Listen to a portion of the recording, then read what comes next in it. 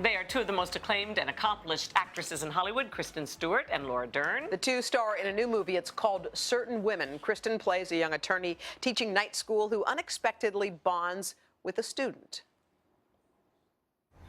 My mom works in a school cafeteria, my sister in a hospital laundry, so selling shoes is the nicest job a girl from my family's supposed to get. And Laura plays a lawyer whose client has become more than a thorn in her side, that's for sure. No, you're gonna have to get out. All right. Out. No, you can't say those things to me. You can't talk like that. Never mind. I'll be quiet.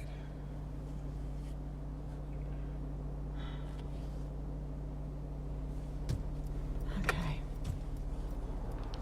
Well, they both stopped by our studio to talk about the film, which opens on Friday. And we started by asking them what drew them to this project. It's three different women's stories, somehow linked, and I don't want to give everything away. What was the thing about the script that made you all want to be a part of this? Because it's also Michelle Williams, another great actress. What appealed to you? I mean, I think we are all in love with Kelly Reichardt's work as a filmmaker, and it's so rare to get to work with someone who truly creates their vision and knows how to make the film that she wants to make and protects that fiercely. So to be part of that journey was amazing to start with. And Kristen. Yes. And you like the writer, right? Yeah, I do. I wasn't familiar with those stories, and they are quite different. I think they definitely retain like the spirit, but Kelly made them very much her own. Yeah, I mean, you know, it's about three women that you wouldn't necessarily draw an immediate connection between all three necessarily, but there is a sort of, I don't know, like a spiritual through line. It's not just, it's easy to say, oh, it's a movie about strong women, you know? Yeah. But I think it's really more about the unresolved and the sort of like receding that can happen in order to protect yourself. I don't know, that's kind of what I see with all three of them, is you see like very, very, very clear versions of these women that are kind of just beneath the surface.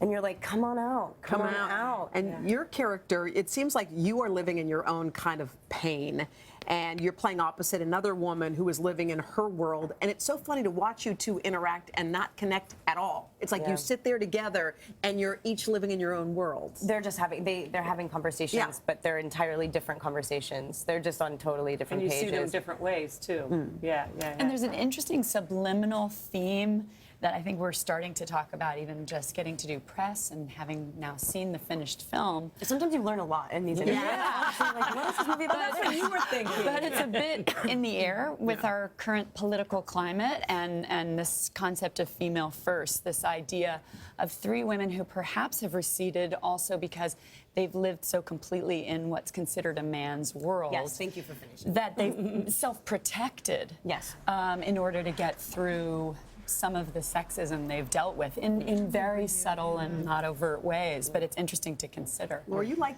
these kind of films because, I mean, like you said, we were talking about your Oscar nominations and these big films. What is it? What is it about these kinds of movies that appeal to you? You know, I was very lucky to be raised by two actors who, when they were first taking me to sets in the 70s and I was watching films made about women. They were complicated, they were fierce, they were messy, and there was zero judgment about it. Suddenly now, people are like, wow, women in movies who are complicated?